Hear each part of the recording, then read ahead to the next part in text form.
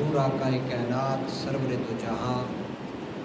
باعث تحصیل و تخلیق کائنات صلی اللہ تعالیٰ علیہ وآلہ وسلم کے دربار گہربار کے اندر عقیدتوں اور محبتوں کے پھول نچھاور کرنے کے بعد اللہ کی توفیق سے آج ہم اس ماہ مقدس کے آخری جمعہ کے عظیم سعادت مند موقع پہ اللہ کے حضور حاضر ہیں۔ پروردگار عظیم اپنے محبوب مکرم امام الانبیاء امام الاولین والآخرین کی توسل سے امت مسلمہ پہ اپنا خصوصی فضل و کرم فرمائے، اور یہ سعادتوں اور برکتوں کا مہینہ جو ہمارے اوپر سایہ فگن تھا تو وہ آخری اپنے لمحات میں ہے اور ہم سے جانے کو ہے، ہم سے رخصت ہونے کو ہے۔ اللہ کے حضور التجا ہے کہ مالک لم یزل اس ماہ مقدس میں اگر ہم سے کوئی غلطی کوتاہی ہوئی تو پروردگار عظیم اپنی رحمت کے صدقے معاف فرمائے، اور جو ہم سے نیکیاں ہوئیں ان کو قبول فرما کر ہم سب کے لیے ذریعہ نجات اور بخشش کا باعث ہے۔ اب آپ یہ مقدس مہینہ رمضان المبارک کا عظیم اور معزز مہینہ اس دفعہ اللہ کی توفیق سے زندگی میں ایک بار پھر ہمیں نصیب ہوا، اور یہ ایک اللہ کی طرف سے ایک خصوصی انعام تھا، اللہ کی طرف سے ایک خصوصی فضل ہے کہ جو اپنے بندوں کو اس نے عطا فرمایا ہے کہ اس کے اندر نیکیوں کی ایک برسات ہوتی ہے۔ حدیث طیبہ کا جو مفہوم ہے، حضور فرماتے ہیں کہ ایک نفل فرض کے برابر اور ایک فرض 70 فرائض کے برابر ہے۔ پھر اس کے اندر ایک شب قدر ہے، اور وہ شب قدر ارشاد فرمایا کہ لیلۃ القدر خیر من الف شہر، کہ یہ لیلۃ القدر 1000 مہینے سے بہتر ہے۔ یہ ساری اس کی برکات، یہ ساری اپنے اللہ کا یہ مقدس اور معزز مہینہ اپنی جملہ برکات کے ساتھ ہمارے اوپر سایہ فگن ہوا، اور پھر یہ اب ہم سے رخصت ہونے کو ہے۔ اس کے اندر ہم نے اپنی چند یا اپنی ایک کردار یا اپنی جو چیز ہم نے اس کے اندر پائی کھوئی، اس کے حوالے سے ہم نے غور و فکر کرنا ہے کہ کیا یہ معزز مہینہ ہمارے پاس آیا، اس کے اندر ہم نے کیا کچھ کمایا، کیا کچھ حاصل کیا، تو کیا کمی رہ گئی۔ اس حوالے سے چند باتیں حضور نبی رحمت صلی اللہ تعالیٰ علیہ وآلہ وسلم کی پاک احادیث طیبہ کی روشنی میں عرض کرنی ہے، اور پھر کل کا جو عظیم اور مبارک دن ہے اس کی جو برکات ہیں احادیث طیبہ میں جو موجود ہیں وہ بھی آپ احباب کے سامنے عرض کرنی ہے۔ تو حضور نبی رحمت صلی اللہ تعالیٰ علیہ وآلہ وسلم کی بارگاہ میں عرض کیا گیا، اس حدیث طیبہ کے روایت کرنے والے پر مردائے آغوش نبوت سیدنا انس بن مالک رضی اللہ تعالیٰ عنہ اس حدیث طیبہ کے راوی ہیں، اور بیان کرتے ہیں کہ حضور نبی رحمت صلی اللہ علیہ وآلہ وسلم کی بارگاہ عالیہ کے اندر عرض کیا گیا کہ یا رسول اللہ صلی اللہ علیہ وسلم۔ ایک حدیث طیبہ اور بھی ہے، حضرت سیدنا انس روایت کرتے ہیں، لیکن اس حدیث طیبہ میں سرکار دو عالم صلی اللہ علیہ وسلم نے ارشاد فرمایا کہ اذا اراد اللہ بعبد خیرا استعملہ۔ حضور نے ارشاد فرمایا کہ جب بندہ مومن کو اللہ پاک اس کے ساتھ بھلائی کا ارادہ فرمانا چاہتا ہے، اس کے ساتھ خیر کا ارادہ فرمانا چاہتا ہے، اس کے ساتھ کوئی بھلائی اور احسان کرنا چاہتا ہے، تو ارشاد فرمایا استعملہ، کہ اسے نیکی کے کام کی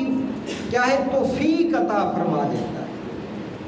اسے استعمال فرماتا ہے اللہ جل شانہ، اچھے کام کے لیے استعمال فرما لیتا ہے، چن لیتا ہے۔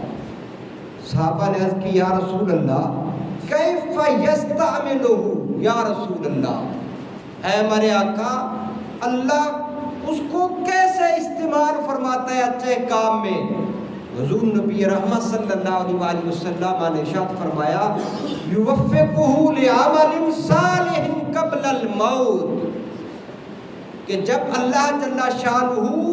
اسے عمل خیر کی توفیق دیتا ہے تو اس کو استعمال فرماتا ہے اللہ اپنے نیک کام کے لیے موت سے پہلے۔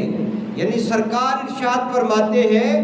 کہ موت سے پہلے پروردگار عظیم اسے اچھے کام کی توفیق عطا فرما دیتا ہے۔ اور ایک اور حدیث طیبہ میں سرکار دو عالم صلی اللہ تعالیٰ علیہ وآلہ وسلم سے سیدنا ابو امامہ رضی اللہ تعالیٰ عنہ حدیث طیبہ کے راوی ہے، ایک شخص حضور صلی اللہ تعالیٰ علیہ وآلہ وسلم سے آ کے عرض کرتا ہے یا رسول اللہ صلی اللہ علیہ وسلم ایمان کی کیا نشانی ہے؟ انسان کے مومن ہونے کی کیا نشانی ہے؟ میرے آقا علیہ الصلوۃ والسلام نے ارشاد فرمایا اذا سرت کا حسنتوں کا وسعت کا سیئاتوں کا فانت مومن۔ حضور نے ارشاد فرمایا کہ جب تجھے تیری برائی بری لگے، بری محسوس ہو، تیرا دل برے عمل کرنے سے غمگین ہو جائے، وہ پریشان ہو جائے کہ اللہ کی کیا ہے نافرمانی مجھ سے ہو گئی ہے، اور اگر تو نے کوئی اچھا کام کیا تو اس سے کوئی بھلائی کا کام ہوا، خیر کا کام ہوا، تو سرکار نے ارشاد فرمایا کہ وہ تجھے خوش کر دے، تو فرمایا فَأَنْتَ مُؤْمِن، تو مومن۔ اللہ اکبر۔ تو گویا یہ دو احادیث طیبہ اور ایک اور حدیث طیبہ میں عرض کر دوں، سیدہ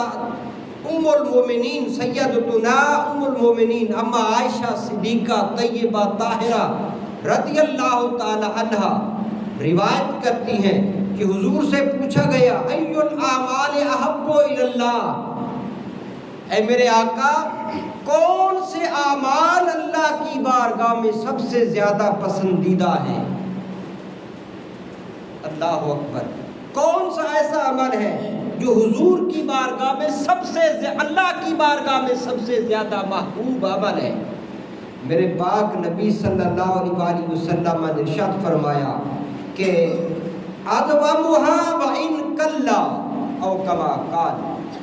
کہ وہ عمل جو دائمی ہو، وہ عمل خیر جس پہ تو ہمیشگی اختیار کرے، جس پہ تو ہمیشہ کار بند رہے، اگرچہ وہ تھوڑا ہی کیوں نہ ہو، وہ اللہ کی بارگاہ میں سب سے زیادہ محبوب ہے۔ اور اس حدیث طیبہ کو امام بخاری اپنی صحیح کے اندر نقل کرتے ہیں۔ تو یہ تین احادیث طیبہ اس کو اگر ہم اس تناظر میں لیں کہ یہ ماہ مقدس، یہ عظیم اور معزز اور خیر و برکات والا مہینہ جو ہم سے رخصت ہونے کو ہے اور اس کے آخری لمحات ہیں، اس میں ایک تو مومن کی نشانی یہ ہے کہ جب بندہ مومن، ایک دن تھا کہ جو انسان مومن مسلمان ہے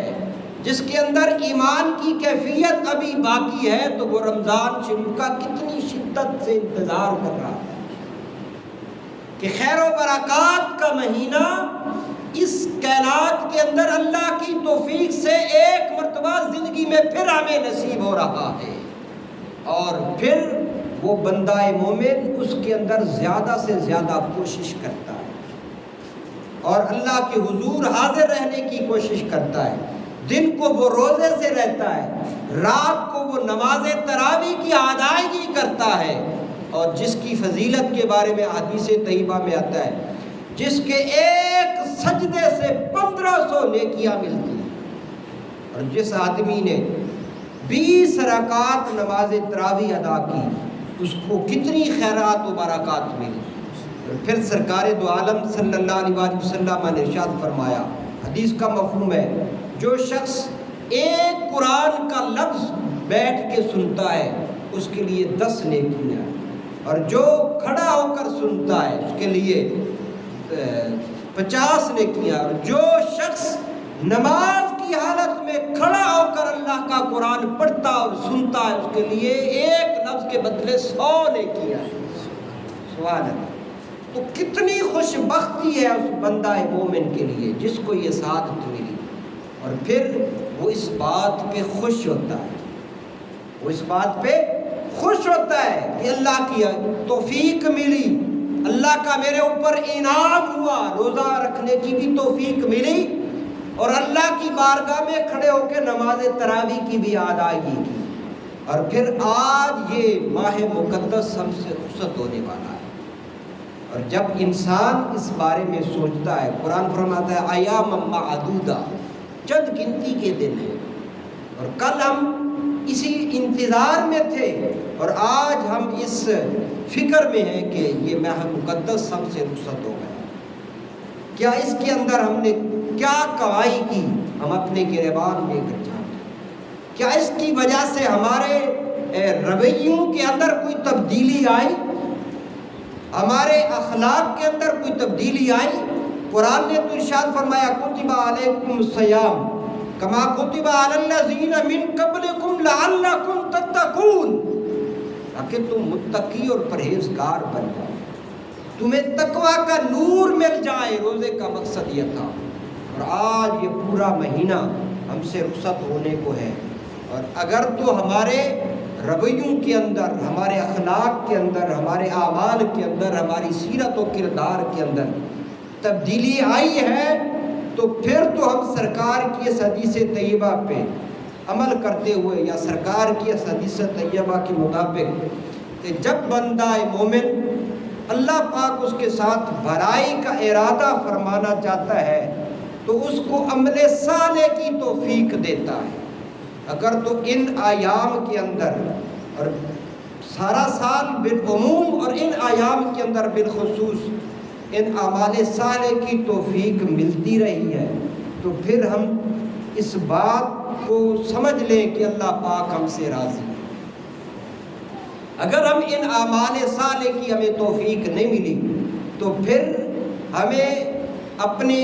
گریبان کے اندر جھانکنا ہوگا کہ اللہ پاک ہم سے راضی نہیں ہے، پھر ہمیں اپنی قسمت پہ ماتم کرنا ہوگا، یا اپنی اس زندگی پہ اوپر کہ اللہ جل شانہ وہ پروردگار عظیم ہم سے ناراض ہے کہ اس نے ہمیں اعمال صالح کی توفیق نہیں بخشی، اور بالخصوص ان ایام کے اندر۔ اور پھر جن شخصوں کو یہ توفیق ملی ہے سبحان اللہ، اور جو نادانستہ یا دانستہ طور پر اگر وہ تو اس چیز سے دور رہے ہیں تو پھر وہ اللہ کے حضور آج بھی رات مل گئی ہے، آج کی رات بھی عظیم رات ہے۔ میں عرض کروں گا کہ اللہ کے حضور وہ توبہ اور استغفار کریں، اپنے گناہوں کی معافی مانگیں، اپنے رب کو راضی کریں، اور پھر جب انسان کو یہ توفیق مل جائے تو پھر انسان اس پہ ہمیشہ کے لیے کاربند ہو جائے۔ اگر وہ نماز کا عادی نہیں تھا تو ان ایام کے اندر اس نے نمازیں پڑھنی شروع کر دیں تو اللہ کے محبوب ارشاد فرماتے ہیں کہ اللہ کی بارگاہ میں پسندیدہ عمل وہ ہے کہ جس پہ انسان دوام اختیار کرے۔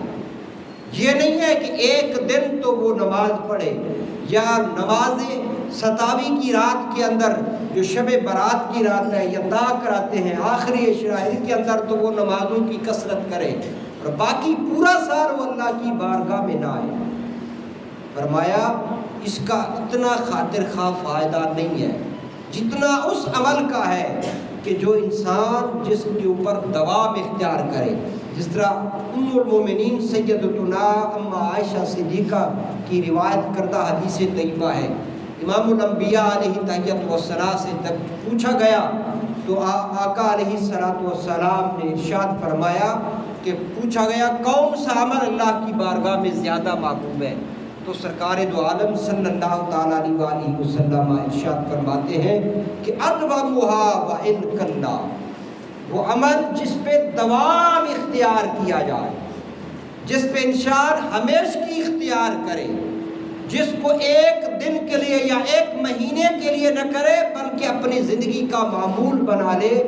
تو اگرچہ وہ کم ہی کی نہ ہو لیکن اللہ کی بارگاہ میں وہ بڑا محبوب ہے، بڑا پسندیدہ۔ تو ہمیں غور کرنا ہے اپنے کردار پہ، اپنی سیرت پہ، اپنے شب و روز کے معمولات پہ کہ جو عمل ہم کریں اس کو ہمیشگی کے ساتھ کریں، اور یہی عمل اللہ کی بارگاہ میں پسندیدہ ہے۔ اللہ پاک قرآن پاک میں اللہ جل شانہ اپنے محبوب کو ارشاد فرماتا ہے وَاعْبُدْ رَبَّكَ حَتَّى يَأْتِيَكَ الْيَقِينُ، کہ محبوب اپنے رب کی عبادت کرتے رہے یہاں تک کہ تمہیں اللہ کی طرف سے بلاوا آ جائے، یعنی نیکی کا عمل، عبادت کا عمل، اس پہ ہمیشگی اختیار ہے۔ تو یہ ایام ہمارے لیے خوش قسمتی تھی، یہ ایام ماہ مقدس کے ایام ہمارے لیے خیر و برکات کے دن، جن اعمال کی ہمیں توفیق ملی، اور ہم کوشش کریں کہ ان اعمال پہ دوام اختیار کریں ہمیشہ اللہ کی بارگاہ میں، نماز کے حوالے سے، تسبیحات و تحلیل کے حوالے سے، اللہ کے حضور اللہ کے محبوب صلی اللہ تعالیٰ علیہ وسلم کی بارگاہ میں درود و سلام پڑھنے کے حوالے سے، اس میں ہم دوام اختیار کریں، اور یہی پسندیدہ عمل ہے، اور یہی ایک درس ہے، اور یہی اس ماہ مقدس یعنی رمضان المبارک کے مہینے کا پیغام ہے۔ فرمایا لعلکم تتقون، تمہارے اوپر روزے اس لیے فرض کیے گئے کہ تم متقی اور پرہیزگار ہو۔ اور پھر جو آنے والی آج کی رات ہے، یہ جو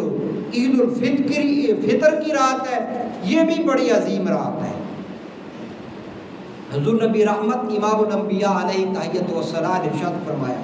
من قام لیلۃ العیدین محتسبا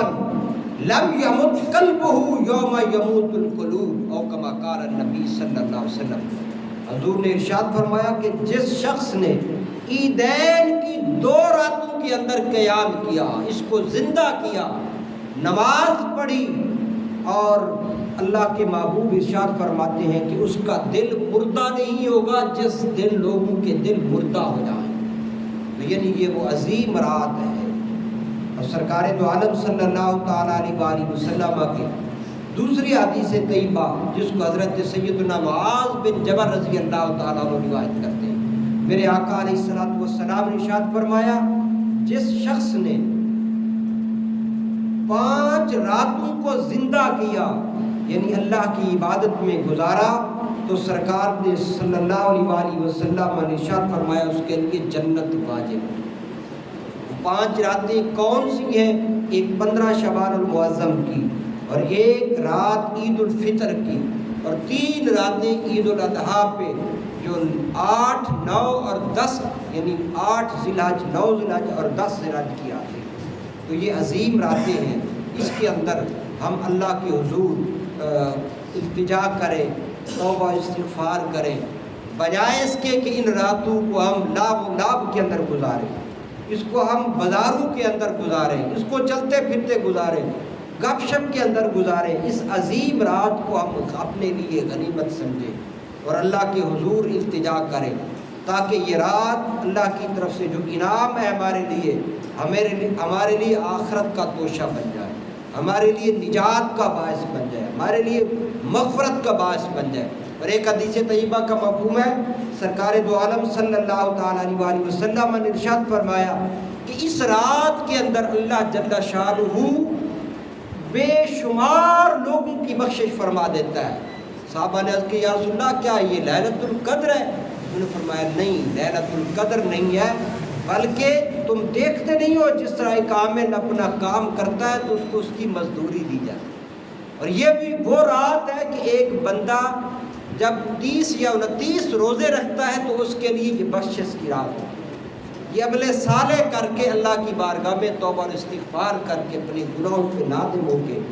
آخرت کی بخشش کروانے کی رات ہے۔ اللہ جل شانہ کے حضور التجا ہے کہ پروردگار عظیم اپنے محبوب صلی اللہ تعالیٰ علیہ وسلم کے توسل سے ہم سب کو اس پہ عمل کی توفیق